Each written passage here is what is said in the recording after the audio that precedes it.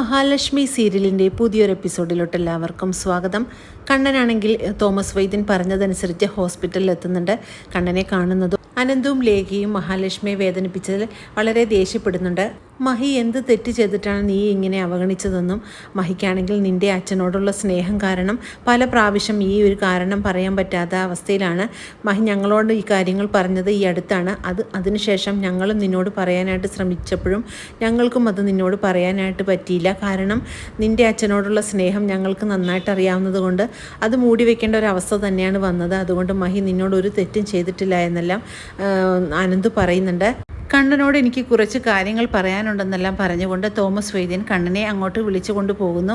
അങ്ങനെ കണ്ണനോട് പറയുന്നുണ്ട്, തൻ്റെ ബുദ്ധിക്ക് എന്താണ് സംഭവിച്ചത് കണ്ണ? താൻ ഒരിക്കലും മഹിയോട് എങ്ങനെ ചെയ്യരുതായിരുന്നു, തനിക്ക് എന്താണ് സംഭവിച്ചത് എന്നെല്ലാം ചോദിക്കുന്നു. ഇതറിഞ്ഞപ്പോൾ തനിക്ക് എന്നോടെങ്കിലും ഒന്ന് വന്ന് സംസാരിക്കാൻ പാടില്ലായിരുന്നു എന്ന് കണ്ണനോട് ചോദിക്കുമ്പോൾ കണ്ണൻ പറയുന്നുണ്ട്, എനിക്കൊന്നും അറിയില്ല സാറേ, എനിക്കെല്ലാം പറ്റിപ്പോയി.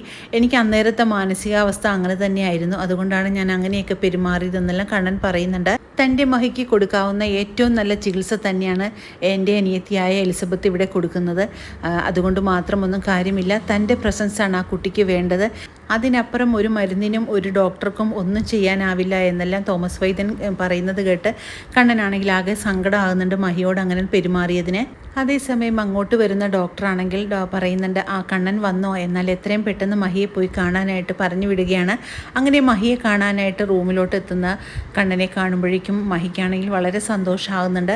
അങ്ങനെ കണ്ണനാണെങ്കിൽ മഹിയുടെ അടുത്ത് ചെന്നിട്ട് പറയുന്നു, എന്നോട് താൻ ക്ഷമിക്കടോ, തന്നെ ഞാൻ അത്രത്തോളം വേദനിപ്പിച്ചല്ലോ എന്ന് പറയുമ്പോൾ മഹി പറയുന്നുണ്ട്, കണ്ണേട്ടനല്ലല്ലോ എന്നെ വേദനിപ്പിച്ചത്, ഞാനല്ലേ കണ്ണേട്ടനെ വേദനിപ്പിച്ചതെന്നെല്ലാം പറഞ്ഞുകൊണ്ട് അങ്ങോട്ടേക്കൊണ്ടും സങ്കടങ്ങൾ പങ്കിടുകയാണ്. എനിക്ക് കണ്ണേട്ടനോട് ഒരുപാട് കാര്യങ്ങളെല്ലാം പറയാനുണ്ടെന്നെല്ലാം പറഞ്ഞ് മഹിയാണെങ്കിൽ ആ വിഗ്രഹം കിട്ടിയ കാര്യങ്ങളെക്കുറിച്ചെല്ലാം തന്നെ പറയുന്നു. ഇത് കേൾക്കുന്ന കണ്ണനാണെങ്കിൽ ആകെ ഞെട്ടി നിൽക്കുകയാണ്. ആ സംഭവത്തിന് ശേഷം കണ്ണേട്ടൻ്റെ പിറകെ ഞാൻ എപ്പോഴും ഉണ്ടായിരുന്നു.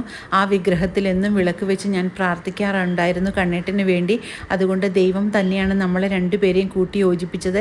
കണ്ണേട്ടൻ എൻ്റെ മുന്നിൽ ദൈവം പ്രത്യക്ഷപ്പെടുത്തുകയായിരുന്നു എന്നെല്ലാം മഹി പറയുന്നത് കേട്ട് കണ്ണനാണെങ്കിൽ ആകെ സന്തോഷം കൊണ്ട് കണ്ണ് നിറയുകയാണ്. തന്നെ ഒരിക്കൽ കൂടി ഞാൻ വേദനിപ്പിച്ചതിൽ എന്നോട് ക്ഷമിക്കണം എന്നെല്ലാം പറഞ്ഞുകൊണ്ട് കണ്ണൻ പറയുന്നുണ്ട്, ഞാൻ പുറത്ത് തന്നെ ഉണ്ടാവുമെന്നെല്ലാം പറഞ്ഞുകൊണ്ട് അവിടെ നിന്നും പോകുകയാണ്.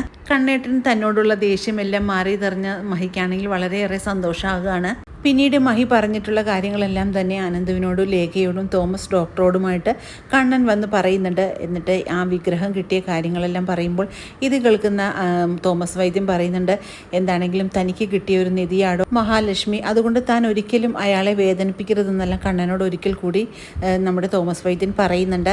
കമലേശ്വരത്ത് എത്തുകയാണ് കണ്ണൻ. കണ്ണനെ കാണുന്നതും ഉണ്ണിയും ദുർഗയും എല്ലാം വളരെ ആകാംക്ഷയോടുകൂടി തന്നെ ഇരിക്കുകയാണ്. പ്രതാപനെ കണ്ണൻ കണ്ടു കാണുമ്പോൾ അയാൾ എന്താണ് കണ്ണനോട് പറയാനിരുന്നതെന്നുള്ള ആകാംക്ഷയോടുകൂടി അറിയാനായിട്ട് ദുർഗയാണെങ്കിൽ കണ്ണൻ്റെ അടുത്ത് ചെന്ന് ചോദിക്കുന്നുണ്ട്, നീ പ്രതാപനെ കണ്ടോ മോനെ എന്ന് ചോദിക്കുമ്പോൾ ഞാൻ എന്തിനാണ് അയാളെ കാണണം, അതുകൊണ്ട് എന്നോട് എന്തിനാണ് അയാളെക്കുറിച്ച് ചോദിക്കുന്നതെന്ന് കണ്ണൻ ചോദിക്കുകയാണ്. അതേസമയം ദുർഗ പറയുന്നുണ്ട്, അച്ഛൻ്റെ ആത്മാവാണ് മോനെ അയാളുടെ ദേഹത്ത് കയറിയിരിക്കുന്നത്, അതുകൊണ്ടാണ് മോനോട് എന്തോ പറയാനുണ്ടല്ലോ എന്ന് പറഞ്ഞല്ലോ, അതെന്താണെന്ന് അറിയാനായിട്ട് ഞാൻ ചോദിച്ചതാണെന്ന് പറയുമ്പോൾ കണ്ണൻ ചോദിക്കുന്നുണ്ട്, എൻ്റെ അച്ഛൻ എന്തിനാണ് അയാളുടെ ദേഹത്ത് കയറിയിരിക്കുന്നത്, അയാളാണോ എൻ്റെ അച്ഛനെ കൊന്നതെന്ന് തിരിച്ചു ചോദിക്കുമ്പോൾ ദുർഗ പറയുന്നുണ്ട്, അതെന്താണ് മോനെ നീ അങ്ങനെ പറഞ്ഞതെന്ന് ചോദിക്കുകയാണ്. അതേസമയം നമ്മുടെ ഉണ്ണി പറയുന്നുണ്ട്, എനിക്കും അങ്ങനെ ഒരു സംശയമുണ്ടെന്ന് പറയുമ്പോൾ അത് നിൻ്റെ പെണ്ണിനോട് തന്നെ ചോദിച്ച് നീ അറിയണം, അല്ലാതെ എന്നോടല്ല ചോദിക്കേണ്ടതെന്നെല്ലാം കണ്ണൻ ഉണ്ണിയോടായിട്ട് പറയുമ്പോൾ ഉണ്ണിയാണെങ്കിൽ ആകെ ഒന്ന് പരിഭ്രമിക്കുന്നുണ്ട്. നീ മരുമകനല്ലേ, നിനക്ക് അയാളെ നേരിട്ട് പോയി കണ്ടുകൂടെ എന്നെല്ലാം കണ്ണൻ ചോദിക്കുന്ന സമയത്ത് എന്നെ അതിനനുവദിക്കാതെ കരുണയിരിക്കുകയാണ്. കരുണയാണെങ്കിൽ ഓരോ കാര്യങ്ങളെല്ലാം പറഞ്ഞുകൊണ്ട് ആ പോക്ക് തടസ്സം വെക്കുകയാണെന്ന് പറയുമ്പോൾ, എന്നാൽ അതിൻ്റെ പിറകിൽ എന്തോ ഗൂഢ ഉദ്ദേശമുണ്ട്, അതുകൊണ്ട് തന്നെയല്ലേ നിന്നെ കരുണ അനുവദിക്കാത്തത് എന്ന് കണ്ണൻ പറയുമ്പോൾ ഉണ്ണിക്കാണെങ്കിൽ ആകെ ഒരു സംശയം ഉണ്ടാകുകയാണ്.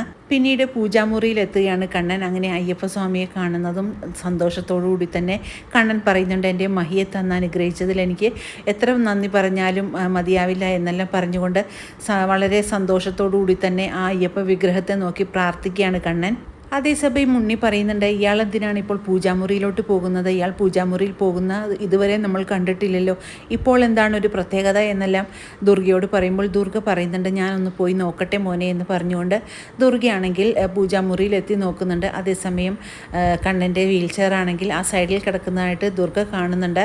പഴയതുപോലെ തന്നെ ദുർഗയ്ക്ക് പല സംശയങ്ങളും ഉണ്ടാകുകയാണ്. അതേസമയം കണ്ണനാണെങ്കിൽ ദുർഗ അവിടെ വന്നിട്ടുണ്ടെന്ന് മനസ്സിലാക്കുന്നതും ഇടങ്ങണിട്ട് നോക്കിക്കൊണ്ട് തന്നെ കണ്ണൻ അതേ നിപ്പ് തന്നെ നിൽക്കുകയാണ്. അങ്ങനെയെങ്കിലും ഇതൊന്ന് വെളിച്ചത്താകട്ടെ എന്ന് കണ്ണൻ വിചാരിച്ചുകൊണ്ട് അങ്ങനെ നിൽക്കുന്നത് കണ്ട് ദുർഗയാണെങ്കിൽ ആകെ ഞെട്ടി വിറയ്ക്കുകയാണ്.